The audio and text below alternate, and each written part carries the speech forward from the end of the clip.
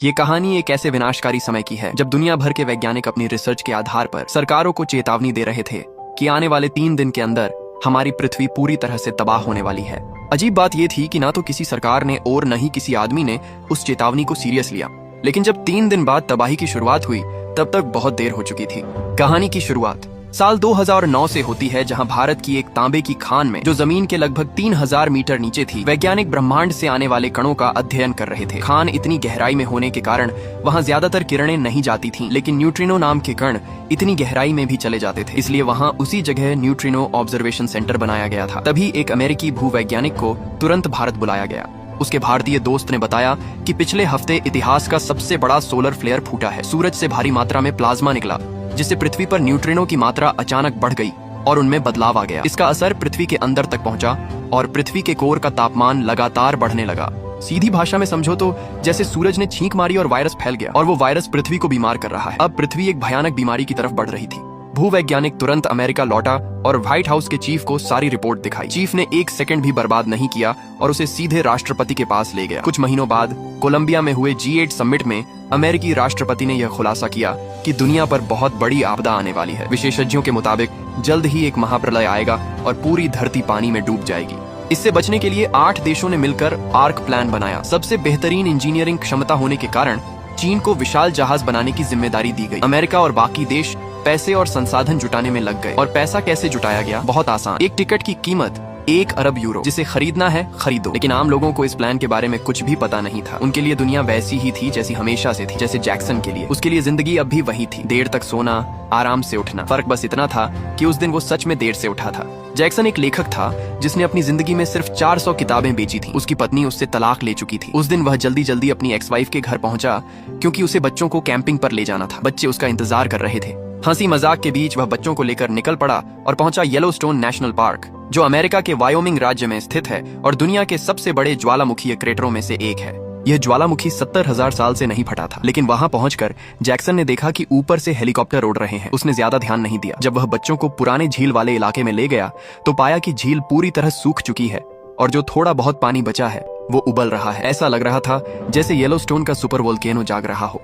अचानक अमेरिकी सेना के जवान वहां पहुंचे। पता चला पूरा पार्क सेना ने सील कर रखा है। उन्हें बिना कुछ समझाए एक अस्थायी कैंप में ले जाया गया जहां दुनिया के टॉप वैज्ञानिक मौजूद थे।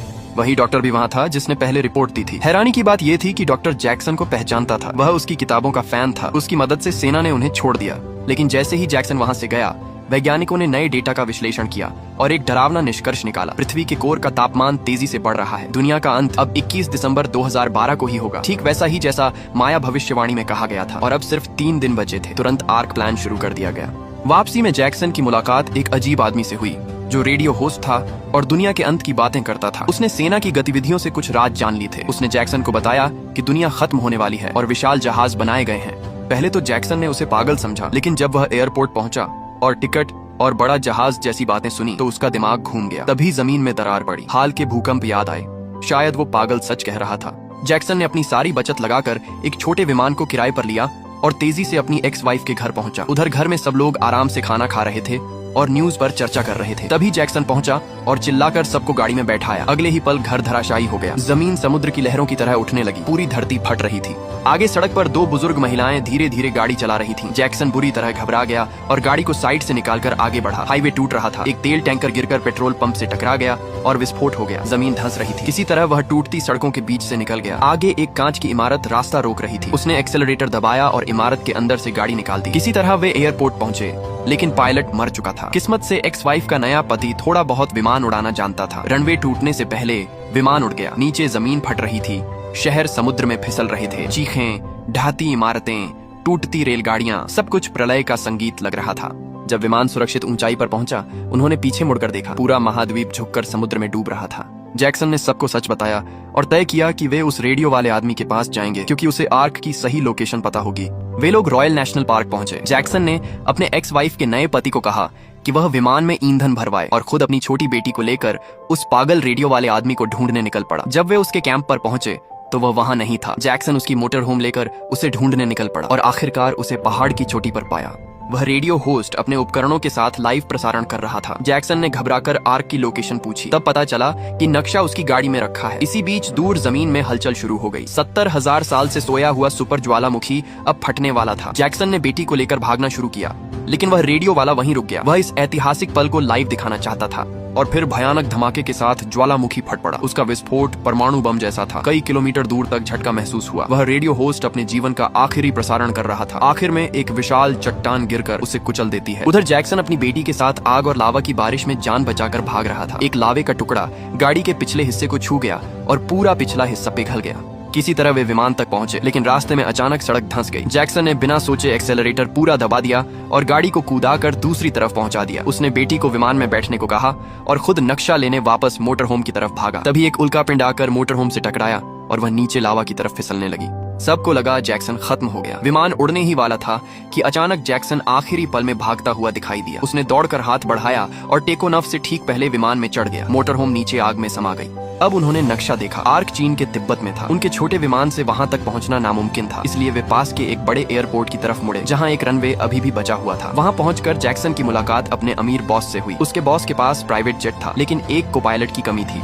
जैक्सन ने अपने एक्स वाइफ के नए पति को को पायलट के लिए सुझाया। भले ही वह आधा अधूरा जानता था, लेकिन कोई और विकल्प नहीं था। सब लोग विमान में बैठे और उड़ान भरने की तैयारी की। पीछे से येलोस्टोन का ज्वालामुखी फटने से निकली राख एयरपोर्ट तक पहुंच चुकी थी। कॉकपिट में बटन देखकर नया को पायलट घबरा गया, लेकिन कप्तान की मदद से विमान उड़ गया। रनवे छोटा था, इसलिए समय से पहले विमान को ऊपर उठाना पड़ा। किसी तरह वे इमारतों से बचते हुए आसमान में पहुंच गए। कप्तान ने रास्ता तय किया। पहले हवाई जाकर ईंधन भरेंगे, फिर तिब्बत की तरफ उड़ेंगे। लेकिन जब वे हवाई पहुंचे तो वहां सब कुछ आग में जल रहा था। लावा सड़कों पर बह रहा था। जो जगह कभी पर्यटन का स्वर्ग थी, वह नरक बन चुकी थी। ईंधन भरने का सवाल ही नहीं था। मजबूरी में कप्तान ने फैसला किया कि जितना ईंधन बचा है उसी में तिब्बत तक उड़ेंगे।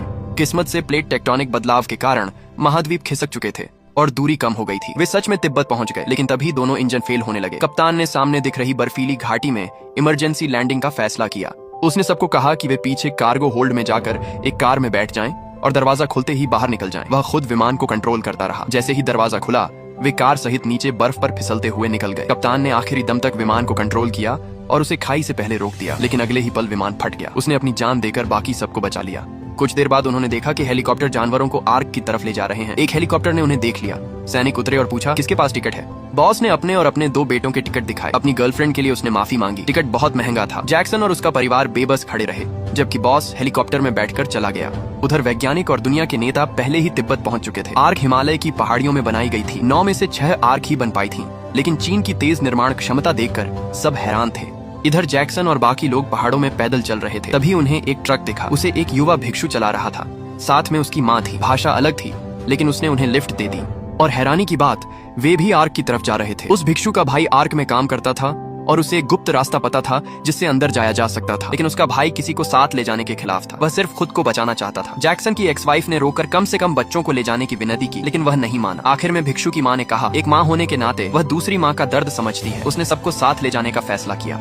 उधर आर्क के अंदर खबर आई कि सुनामी तय समय से पहले आ रही है। सिर्फ 28 मिनट 10 सेकंड बचे थे। नेताओं ने फैसला किया, जो नीचे बचे हैं उन्हें छोड़कर दरवाजे बंद कर दो। नीचे प्लेटफॉर्म पर बॉस को शक हुआ। उसने गुस्से में टिकट चेक करने वाले को गिराया और बाकी लोगों के साथ दौड़ पड़ा, लेकिन दरवाजे बंद हो चुके थे। भगदड़ मच गई। कई लोग खाई में गिर गए। बॉस किसी तरह अपने बेटों के साथ एक प्लेटफॉर्म पर बच गया। उधर जैक्सन और बाकी लोग गुप्त रास्ते से आर्क नंबर 4 में घुसने की कोशिश कर रहे थे। वे वेंटिलेशन शाफ्ट से अंदर जा रहे थे। उसी वक्त नीचे खड़ा बॉस उन्हें देख लेता है। आर्क के कंट्रोल रूम में वैज्ञानिक ये सब देख रहे थे। डॉक्टर का दिल पिघल गया। उसने नेताओं से कहा, अगर हम इस वक्त दूसरों के लिए नहीं खड़े हुए तो इंसानियत खत्म हो जाएगी। आखिरकार दरवाजे दोबारा खोलने का आदेश दिया गया, लेकिन यही फैसला जैक्सन के परिवार के लिए खतरा बन गया। वे उसी हाइड्रोलिक गेट के अंदर थे। जैसे ही सिस्टम चालू हुआ, भारी मशीनरी गिरने लगी। एक्स वाइफ का पति और भिक्षु का भाई गियर में फंस गए। एक्स वाइफ का पति वहीं कुचल गया। भिक्षु का भाई अपनी एक टांग गंवा कर बचा। तभी गिरा हुआ ड्रिल मशीन गियर में फंस गया और मशीन रुक गई। दोनों की जान बच गई।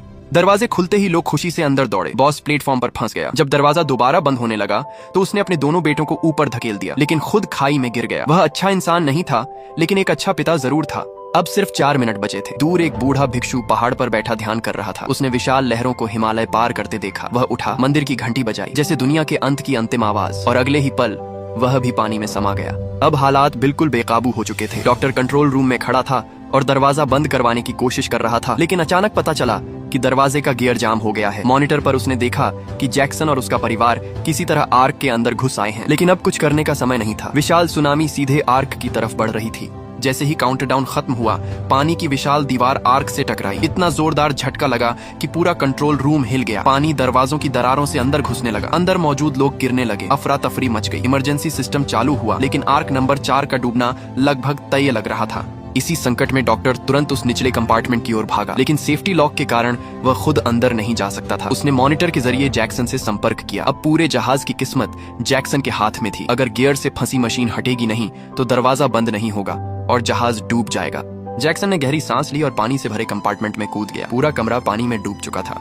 उसे एक ही सांस में उस फंसी हुई ड्रिल मशीन को निकालना था। कंट्रोल रूम में बैठे सब लोग सांस रोके देख रहे थे। जैक्सन ने पूरी ताकत लगा दी, लेकिन मशीन टस से मस नहीं हुई। तभी अचानक उसका बेटा भी पानी में कूद पड़ा। उसने ध्यान से देखा कि असली समस्या मशीन नहीं बल्कि उसकी केबल थी जो गियर के अंदर फंसी हुई थी। जैसे ही जैक्सन ने केबल खींचकर अलग की, मशीन आसानी से निकल गई। गियर घूमने लगा। दरवाजा बंद हो गया।